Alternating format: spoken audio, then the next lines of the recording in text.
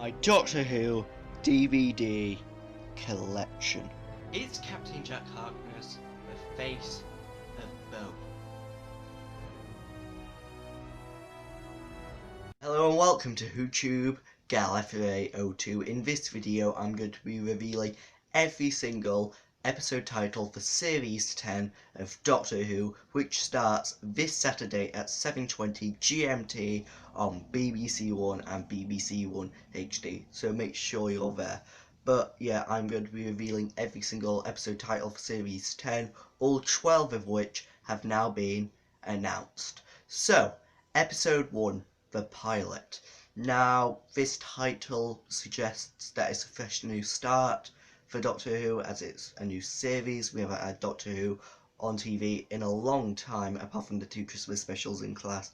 This is the first series opener since September 2015, so almost 1.5 years now. So yeah, that's a long time without Doctor Who.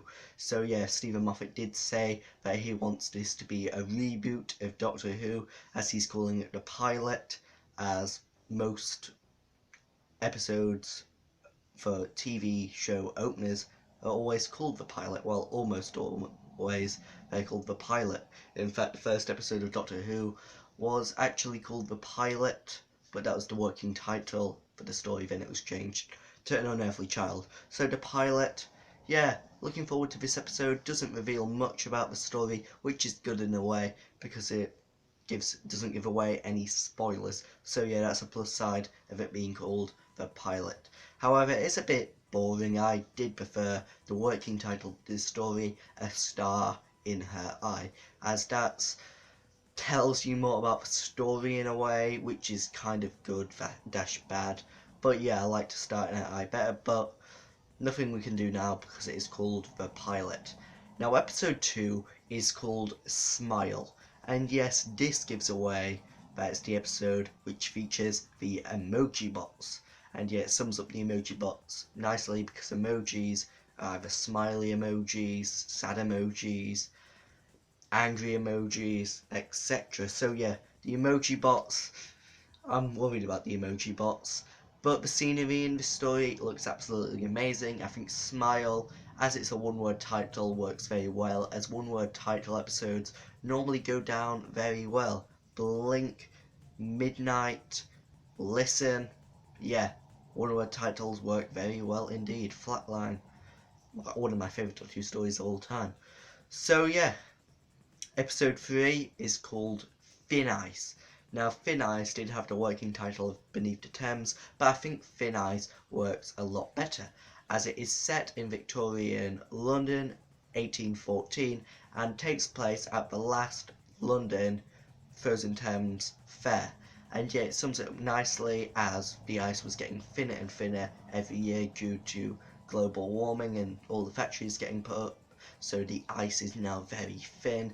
And yeah, it also shows, with the word thin, shows how small the gap between being safe and danger is. So yeah, that sums up this episode nicely, that you could just be in danger any second due to the thin ice.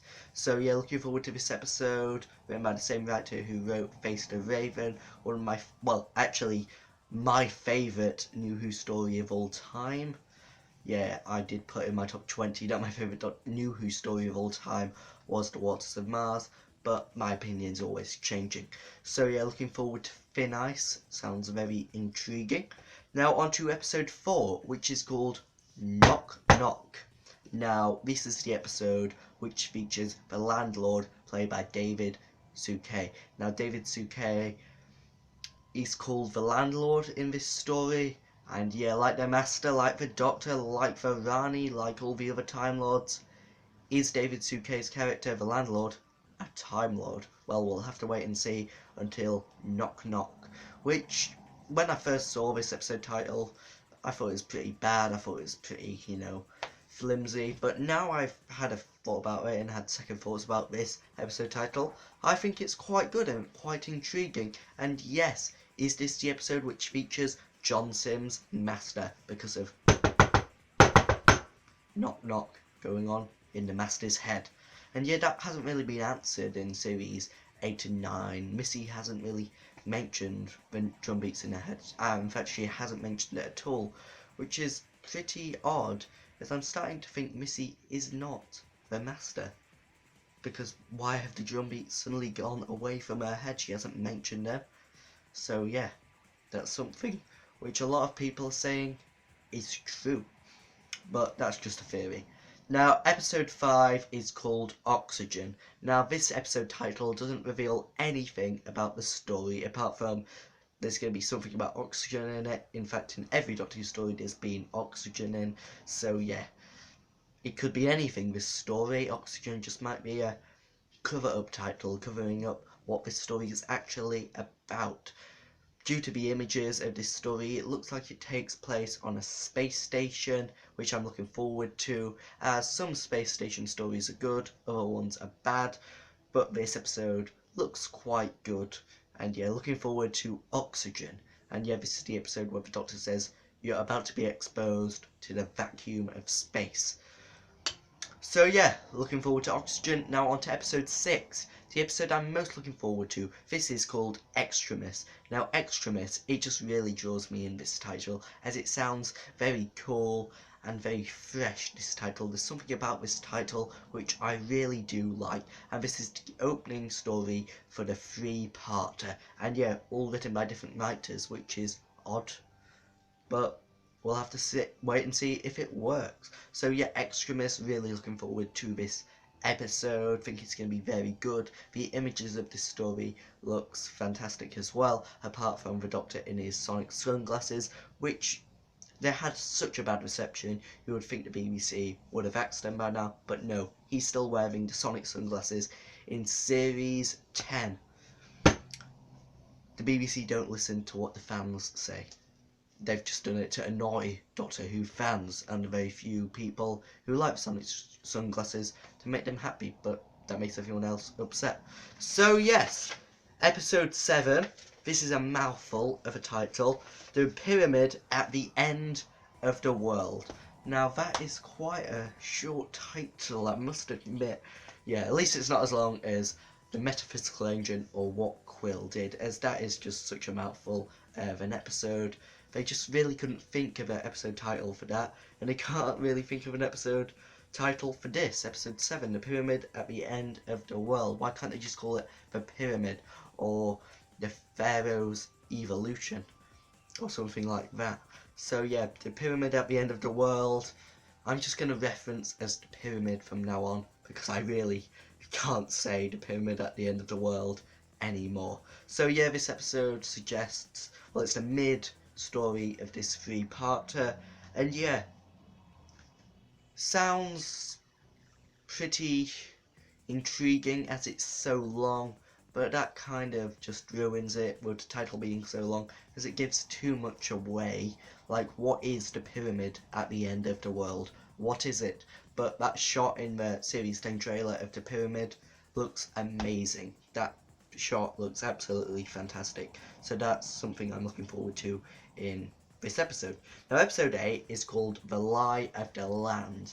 Now does the landlord yet again return in this story, as it is called The Lie of the Land? Land could be the return of the landlord, who is appearing in episode 4. We'll just have to wait and see. This is the closing story, or the closing episode for the mid 3-parter, and features the monks, who I think appear in both Extremis, The Pyramid, or the longer title, and The Lie of the Land. So yeah, looking forward to the 3-parter.